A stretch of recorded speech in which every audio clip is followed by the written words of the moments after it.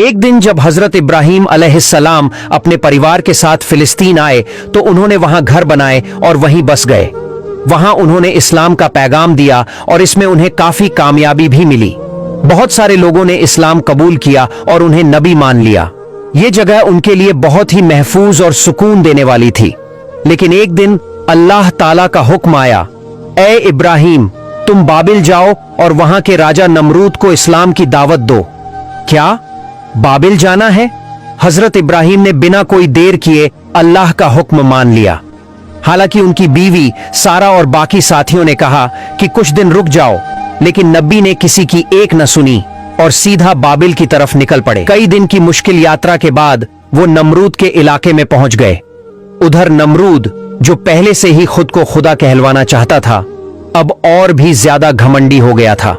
जब हजरत इब्राहीम उसके महल में पहुंचे और उसे इस्लाम की दावत दी तो नमरूद गुस्से से आग बबूला हो गया।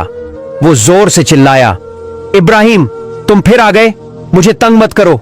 मैंने तुम्हारे खुदा को मार डाला है। मैंने तीर चलाया था और उसका खून सबने देखा।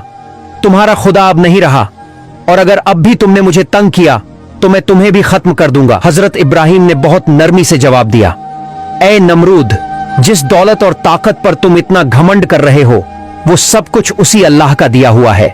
अगर वो चाहे तो सब कुछ एक पल में खत्म कर सकता है। उसके सामने कुछ भी छुपा नहीं है। अगर उसने तुम्हारे खिलाफ फैसला कर लिया तो तुम्हारी ये सारी ताकत और घमंड मिट्टी में मिल जाएगा। फिर उन्होंने कहा, समझ जाओ नमरूद, ये जिंदगी बहुत छोटी है और तुम्हारा आखिरी वक्त अब दूर नहीं है। मैं आखिरी बार तुम्हें सच्चाई की तरफ बुला रहा हूं। लेकिन नमरूद तो और गुस्से में आ गया और गरज कर बोला, इब्राहीम, अब या तो तुम और तुम्हारा खुदा मेरे इलाके से चले जाओ या फिर जंग के लिए तैयार हो जाओ। इब्राहीम अलैहिस्सलाम ने बहुत सादगी और हिम्मत से कहा, ठीक है नमरूद, अगर तुम मेरे अल्लाह से लड़ना चाहते हो तो बताओ कब और कहां। नमरूद बोला, बहुत बढ़िया, जंग के मैदान में सब कुछ तय होगा। फिर नमरूद ने अपने सारे सिपाहियों को हुक्म दिया कि जंग की तैयारी शुरू कर दो। पूरे देश में ऐलान हो गया। औरतें, बच्चे, जवान सभी लोग मैदान की तरफ निकल पड़े।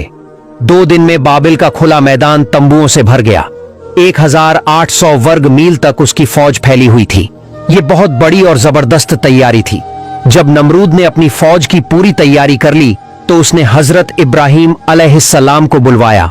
जब नबी उसके सामने पहुंचे तो नमरूद ने मजाक उड़ाते हुए कहा, कहां है तेरा खुदा और कहां है उसकी फौज? सिर्फ बातों से कोई जंग नहीं जीत सकता। इस पर हजरत इब्राहीम अलैहिस्सलाम ने बहुत नरमी और यकीन के साथ कहा, तू जिस तैयारी के साथ मेरे अल्लाह से लड़ने आया है वो तो सच में हंसी की बात है। मेरा अल्लाह अगर चाहे तो एक छोटी सी मच्छर से तेरी पूरी फौज को पल में खत्म कर सकता है। क्या? एक मच्छर? यह सुनकर नमरूद जोर से हंस पड़ा और घमंड में बोला, अगर तेरे अल्लाह में इतनी ताकत है तो बुला ले उसे। मैंने तो उसे पहले ही मार डाला था और अगर उसके पास कोई सैनिक बचे भी हैं तो वो मेरे सामने टिक ही नहीं पाएंगे। झूठी बातों से मुझे डराने की कोशिश मत कर, वरना तेरे लिए बुरा होगा। अच्छा ये बता, तू क्यों नहीं मुझे ही खुदा मान लेता? अगर मान ले तो मैं तुझे 5 रियासतों का राजा बना दूंगा। ऐश कर, राज कर, खजाने तेरे कदमों में होंगे। और सुन, अगर चाहो तो 10 से 20 और रियासतें भी दे सकता हूं। मैं कसम खाकर कहता हूं, यह वादा पत्थर की लकीर है। और अगर तुझे यकीन न हो तो मैं सब कुछ लिखित में दे देता हूं। सोच ले, ये तेरा आखिरी मौका है। ये बातें सुनकर हजरत इब्राहीम अलैहिस्सलाम का चेहरा गुस्से से तप उठा। उन्होंने सख्त लहजे में कहा, ए अल्लाह के गजब के शिकार, तू मुझे दौलत और रियासत का लालच दे रहा है? तुझे क्या पता मैं कौन हूं? मैं अल्लाह का नबी हूं और नबियों की दुआ कभी खाली नहीं जाती। बच जा नमरूद, अल्लाह का कहर तेरे घमंड को मिट्टी में मिला देगा। इतना कहकर हजरत इब्राहीम अलैहिस्सलाम वहां से चले गए। वो अपने ठिकाने पर पहुंचे, वुजू किया, 2 रकात नमाज पढ़ी और नमरूद की तबाही के लिए अल्लाह से दुआ की। जैसे ही दुआ खत्म हुई, जिब्रील अलैहिस्सलाम हाजिर हुए और बोले, अल्लाह ने आपकी दुआ कबूल कर ली है। बताइए किस तरह का अजाब आप चाहते हैं? हजरत इब्राहीम ने कहा, मैं चाहता हूं कि अल्लाह अपनी सबसे छोटी मखलूक मच्छर से नमरूद की ताकत को मिटा दे। इस पर जिब्रील अलैहिस्सलाम ने कहा, अल्लाह ने आपकी बात को अहमियत दी है और मुझे ये काम सौंपा है। मैं परसों मच्छरों को बुलाऊंगा, लेकिन ये बताइए आपको क्या लगता है कितनी मच्छरें चाहिए होंगी? नबी ने जवाब दिया, मुझे सही संख्या तो नहीं मालूम, लेकिन लगता है कि हर सैनिक के लिए एक मच्छर जरूरी होगी। जिब्रील अलैहिस्सलाम ने कहा, अगर जनसंख्या के हिसाब से भेजना है तो लगभग 60 लाख मच्छरों की जरूरत होगी, लेकिन इसकी फिक्र आप न करें, मैं सब संभाल लूंगा। अब आप आराम करें और नमरूद को जाकर बता दें कि परसों मैदान में तैयार रहे। हजरत इब्राहीम अलैहिस्सलाम को तसल्ली मिली और वो लौटे। उन्होंने नमरूद को पैगाम भिजवाया कि वो अपनी पूरी फौज के साथ परसों मैदान में मौजूद हो। नमरूद को जैसे ही ये खबर मिली, उसने अपने वजीर हामान को तुरंत मैदान में भेज दिया। इसके बाद जो युद्ध की तैयारी अधूरी थी, उसे भी जल्दी पूरी करने का सख्त हुक्म दे दिया गया। जैसे ही नमरूद का आपातकालीन आदेश मिला, सेनापति तुरंत दरबार में पहुंच गया और बोला, महाराज जरा बताइए ये लड़ाई किससे होगी और किस तरह से? नमरूद ने गहरी और गंभीर आवाज में कहा, मैं भी पूरी बात नहीं जानता, लेकिन इब्राहिम की बातों से लगता है कि इंसानी फौज से नहीं बल्कि मच्छरों जैसे किसी छोटे जीव से हमला होगा। फिर नमरूद बोला, तो सुनो, परसों सुबह सुबह युद्ध का बिगुल बजाना, ऐसा धमाका करना कि सारा मैदान गूंज उठे। अगर कोई छोटा जीव पास भी आने की कोशिश करे तो डर के मारे ही भाग जाए, और अगर फिर भी आ जाए तो दोनों हाथों से मार मार कर खत्म कर देना। भला मच्छरों में क्या ताकत होती है ये बताने की जरूरत नहीं, मुझे पूरा यकीन है आधे घंटे में सब खत्म कर दोगे और लौट आओगे। सेनापति ने यह सुना और निश्चिंत हो गया, मुस्कुराया और वहां से चला गया। इसी बीच एक दिन बीत गया, फिर आया जंग का दिन। सुबह सुबह नमरूद की फौज ने बिगुल और ढोल नगाड़े बजाकर पूरे मैदान को गूंजा दिया। तभी अचानक सबकी निगाहें आसमान की तरफ गईं। एक काले बादल जैसा कुछ बहुत तेजी से उनकी ओर आ रहा था। थोड़ी ही देर में वो बादल उनके सिर के ऊपर रुक गया। अब सब साफ देख पा रहे थे, वो कोई बादल नहीं था बल्कि मच्छरों का एक बहुत बड़ा झुंड था। उनकी भनभनाहट इतनी तेज थी कि सैनिकों की सारी आवाजें दब गईं। हर मच्छर उड़ता हुआ एक सैनिक के सिर पर बैठा और जैसे ही उसने अपनी सूंड चमड़ी में डाली, वो सैनिक वहीं गिर पड़ा। सिर्फ 10 मिनट में पूरी फौज गिर चुकी थी। मच्छरों ने खून पी लिया, दिमाग चूस लिया और फिर मांस तक खाना शुरू कर दिया। कुछ ही देर में मैदान में सिर्फ हड्डियां, बाल और नाखून बचे थे। हर मच्छर इतना खा चुका था कि वो मुर्गी जितना बड़ा दिखने लगा। नमरूद दूर से ये सब देख रहा था। डर के मारे भागकर बाबिल के महल में छिप गया। वो अकेला बैठा सोचने लगा, ये क्या हुआ? इतने छोटे जीवों ने मेरी पूरी फौज को मिटा दिया। तभी एक छोटी सी लंगड़ी मच्छर उड़ती हुई आई और उसके घुटने पर बैठ गई। नमरूद उसे घूरने लगा और सोचने लगा, क्या यही है जिसने सब खत्म कर दिया?